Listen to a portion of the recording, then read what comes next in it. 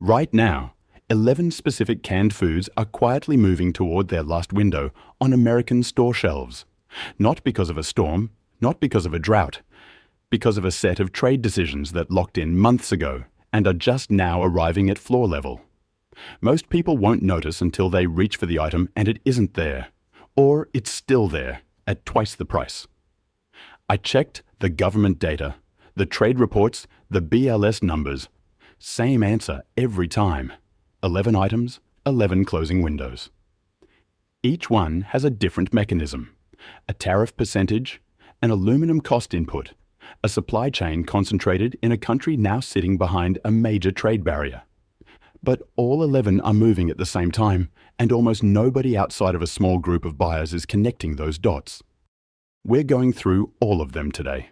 By the time we hit number 1, you'll have a clear picture of what's actually happening and exactly what to do about it this week. The first item on this list is going to seem like a joke. It isn't. Let's go. Number 11. Canned Vienna sausages. You probably just rolled your eyes. Most people do, and that reaction is exactly why this item opens the list. The items nobody's watching are always the first ones to move, and right now, nobody's watching Vienna sausages. Here's the mechanism. The aluminum premium in the Midwest crossed a record high in early 2026, driven by Section 232 tariffs on imported steel and aluminum that are currently running at 50%. The can itself accounts for roughly a third of the wholesale cost of any shelf-stable canned product. When that input cost surges, manufacturers cut the thinnest margin SKUs first. Vienna sausages are not a high-margin item. They are exactly the kind of product that quietly disappears before the shelf goes empty. The SKU gets discontinued, the space fills with something else, and most people don't notice for 3 or 4 shopping trips. The case for buying them is simple. 140 calories per serving, 6 grams of protein, fully cooked and ready to eat with 0 heat and 0 equipment. 3-year shelf life at room temperature. A 6-pack of cans costs under $6 at any grocery store right now. That number is not going down. Here's something most people don't think about. Vienna sausages were originally a military ration food. The same shelf stability that made them practical in the field makes them practical on a pantry shelf. They are not glamorous. They are functional. Buy 2 cases. Store brand only. The name brands will raise prices first and discontinue second. Put them in a cool, dark place and leave them there. The next item is in the same aisle, and it has a much larger tariff exposure than most buyers realize. Number 10. Canned sardines packed in olive oil. Most people walk past these. That's a mistake that's about to become expensive, because sardines sit at the intersection of 2 separate cost pressures that are both moving in the wrong direction right now. The first pressure is olive oil. Spain and Portugal produce the majority of the world's olive oil, and both countries are inside the European Union. The EU is currently sitting at a 15% baseline tariff in ongoing trade negotiations that have not resolved. Olive oil prices were already elevated due to a Mediterranean drought cycle.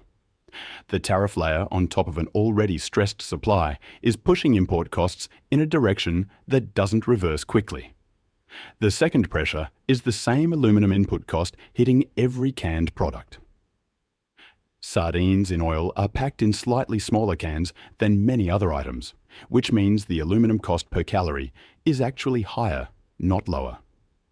The nutritional case is strong. Sardines are one of the most nutrient-dense foods available in canned form. 23 grams of protein per 4-ounce serving, high in omega-3 fatty acids, calcium, and vitamin D. The bones are edible and actually contribute meaningful calcium content. Shelf life in oil is 3 to 5 years. Here's something almost nobody knows. Sardines packed in olive oil improve in flavor for the first 12 to 24 months after canning. There are collectors in Portugal and Spain who seek out specific vintage years and age them deliberately. You are not buying a perishable. You are buying something that gets better on the shelf. Wild caught only. Bone in. Olive oil, not water, not vegetable oil. Avoid swollen cans or any can with a sour smell on opening. Buy by the case. 12 tins minimum. Hold on to that pattern. You're going to see the same dual pressure mechanism play out several more times on this list. Number 9. Canned tuna, specifically wild caught, albacore or skipjack. Tuna is one of the most purchased canned products in the United States, which is exactly why the supply chain exposure here matters more than most. The US imports approximately 75% of its seafood. For canned tuna specifically, Thailand has historically supplied around 48.5% of the US market. Thailand is currently behind a significant tariff wall as part of the broader reciprocal tariff structure that went into effect in 2025 and 2026. That is not a rounding error. Nearly half your canned tuna supply is now subject to cost increases that manufacturers are absorbing as long as they can, until they can't. The BLS Consumer Price Index for seafood showed consistent upward movement through the first quarter of 2026. That trend is still in the early phase. Beyond tariffs, there's a secondary pressure. NOAA has tightened quota restrictions on several Pacific tuna fisheries in response to stock management requirements under the Marine Mammal Protection Act. Fewer quota tons available means tighter supply. At the same time, demand is being squeezed by price. A friend of mine runs a deli, buys in significant volume, called me last month to ask why his wholesale tuna cost had moved 18% in 6 months. He wasn't connecting the tariff mechanism to the seafood aisle. Most buyers don't. What to buy? Wild caught, skipjack or albacore, water packed for longer shelf life. Avoid products that simply list product of multiple countries without origin specificity. Buy by the case. 6 cases of 12 cans each. That's a real supply buffer at today's price. Number 8. Canned salmon, wild Alaskan only. This one has a supply story that is entirely separate from the tariff mechanism, and it's been building for longer than most people realize. Wild Alaskan salmon populations in several key fisheries have been under significant management pressure. The Pacific Fishery Management Council has implemented quota reductions in response to declining returns in certain river systems. Fewer fish returning means fewer fish available for the commercial fishery, which means lower pack volumes for the canneries. In 2025, the Alaska sockeye salmon pack came in well below the 5-year average. Processors responded by allocating more volume to fresh and frozen markets, which command higher prices, and less to the canning lines. The result is that canned salmon shelf supply is tighter than the store looks. The cans still appear on shelves because retailers are managing facing and space. But case depths behind those facings are not what they were 2 years ago. Then add the aluminum input cost on top of a tighter raw pack. The Can Manufacturers Institute issued statements in early 2026 about can cost pressure that specifically named seafood pack as a high exposure category. The nutritional argument for canned salmon is actually stronger than for tuna in some respects. Higher omega-3 content, higher natural vitamin D. The bones are soft and edible and provide calcium. It's a 2 to 3 year shelf life product that genuinely holds nutritional value over time. Red or pink, wild caught, Alaskan origin stated on the label. If it says farmed or doesn't specify origin, put it back. Buy what you can find at today's price. Which of these first 4 surprised you most? Drop it in the comments below. It genuinely helps me understand what people are missing. Number 7. Canned corned beef. The US has not produced enough domestic beef to fill domestic demand in several years. The cattle inventory in the United States, as of the most recent USDA report, is near a 75-year low. The herd has been in a contraction cycle since 2019. To fill the gap, significant volumes of canned corned beef have historically come from Brazil and Argentina. Brazil is currently operating under a tariff structure that has made imported beef products materially more expensive to bring into the US market. Argentina faces similar trade friction. The USDA's beef and veal price tracking showed a 12.1% year-over-year increase as of March 2026. That number is a lagging indicator.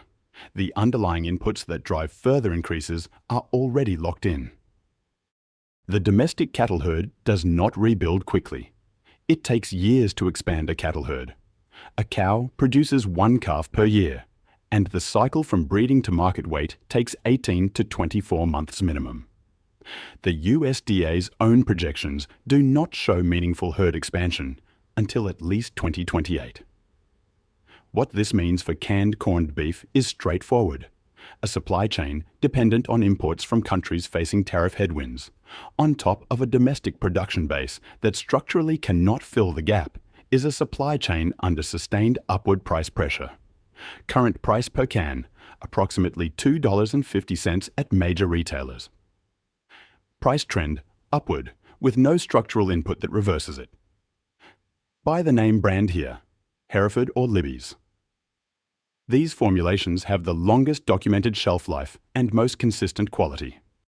3 to 5 years. Buy a case. The next item catches people off guard every time. Number 6. Canned tomato paste. Specifically Italian import. This one has a compound tariff structure that most buyers have never heard of, and it is pushing the price of a product most households consider a pantry staple into a very different cost category. Italian tomato paste has historically been subject to anti-dumping duties from a trade action that predates the current tariff landscape. Those anti-dumping duties currently stand at 91.74%. On top of that, the EU baseline tariff now adds approximately 15%. The combined effective tariff on Italian tomato paste is currently running above 100%. Italian tomato paste is not just a preference item.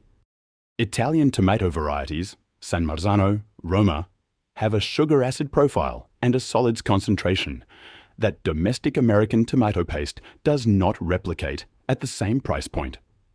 The professional cooking industry has known this for decades. Retailers have substituted where they can, but the highest quality concentrated paste products are still import dependent. California produces significant volumes of tomato products, and domestic tomato paste is available and shelf-stable. But the specific double concentrated Italian paste in tube and can format is the item being squeezed hardest. If you use it regularly, in braisers, in slow-cooked sauces, in anything where paste concentration matters, the price you're paying today is the lowest you're likely to see. Double concentrated, tube format lasts longer once opened. Cans, 2 to 3 year shelf life. Buy 12 cans minimum. If this has been useful so far, a quick like helps this reach people who actually need to hear it. Number 5. Canned chickpeas, also labeled garbanzo beans. Canada supplies a significant share of the dried chickpeas that American canneries process for canned chickpea production. Canada is currently at a 25% tariff under the ongoing USMCA renegotiation disputes. That tariff is applied at the raw commodity level.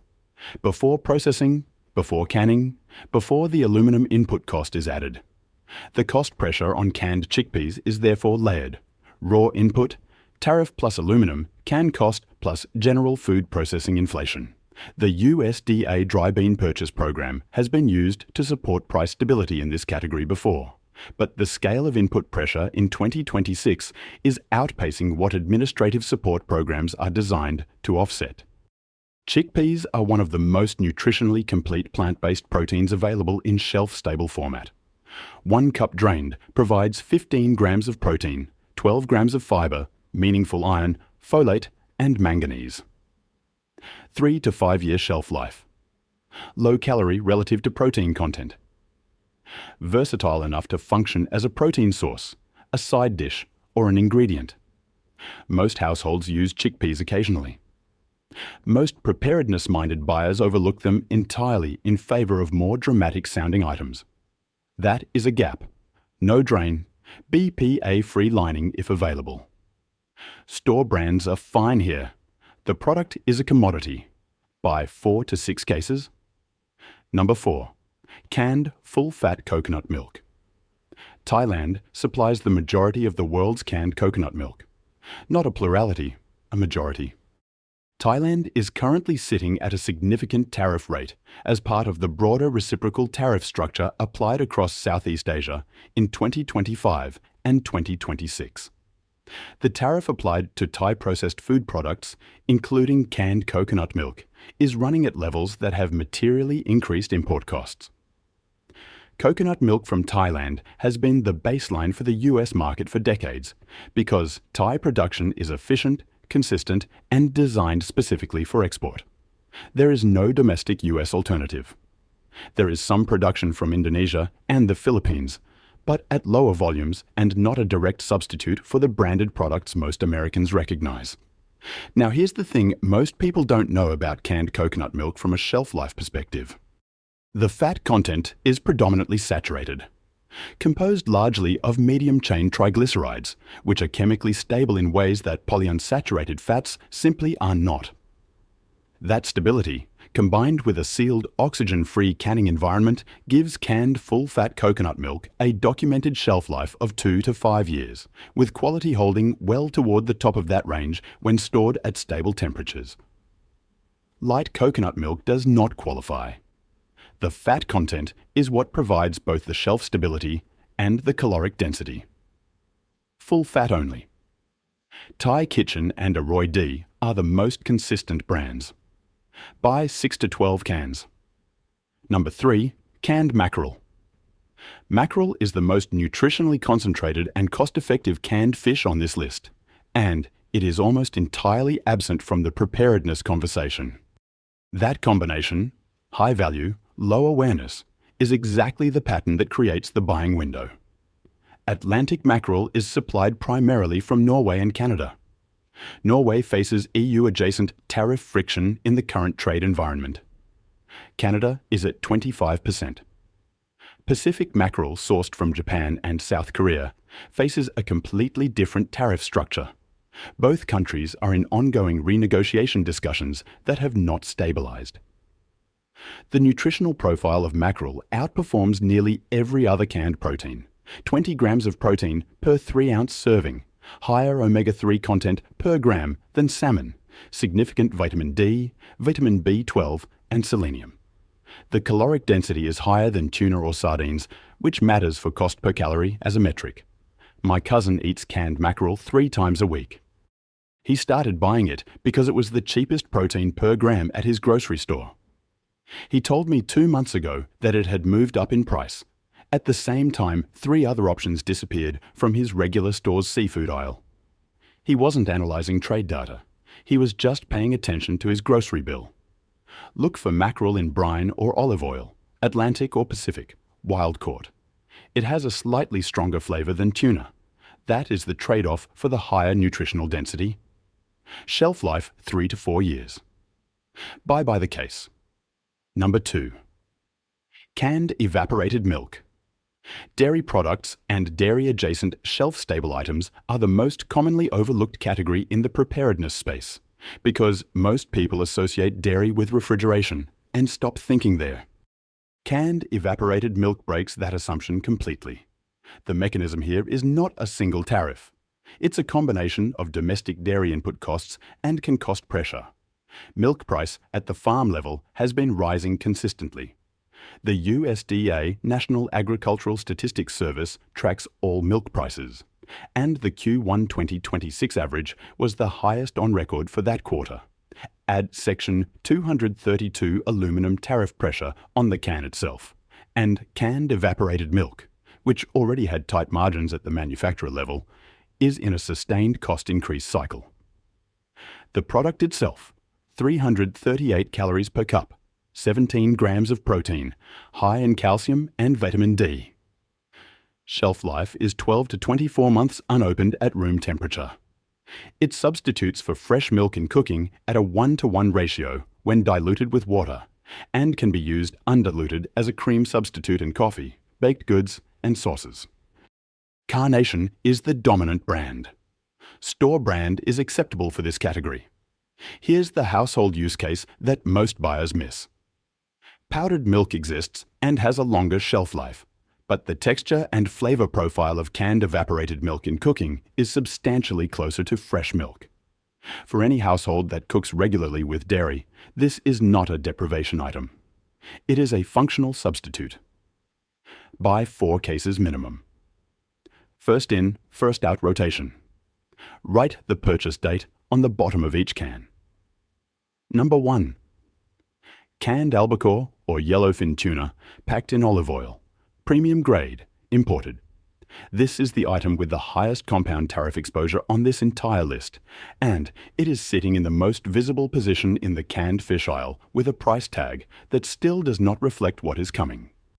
The mechanism, wild-caught albacore and yellowfin packed in olive oil from Spain, Italy and Portugal, faces the EU baseline tariff of 15% on top of existing anti-dumping framework.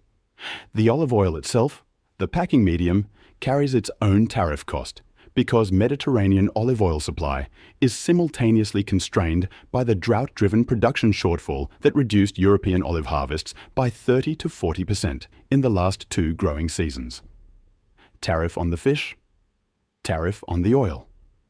Aluminum input pressure on the can. 3 separate cost vectors, all moving in the same direction. This category is also subject to SKU rationalization. When a retailer faces margin pressure across multiple similar products, they consolidate. Premium imported oil-packed tuna is the first SKU to be dropped in favor of the house brand water-packed version because it carries lower volume and higher inventory cost. The item doesn't disappear from the category. The specific product you buy disappears from your specific store. This item is not just a preparedness item. It is a finished food. A tin of quality oil-packed albacore is a complete protein meal with 0 preparation. Goya, Ortiz, and Portuguese brands like Bom Petisco are the ones most directly in the tariff exposure window. Shelf life 3 to 5 years in oil, improving in the first 12 months. Buy what you can afford. Buy it now. The price you see today is the lowest you are likely to see this product for the next 24 to 36 months. Here is what ties all 11 of these items together. Every single one of them is facing cost pressure from at least 2 separate compounding mechanisms at the same time.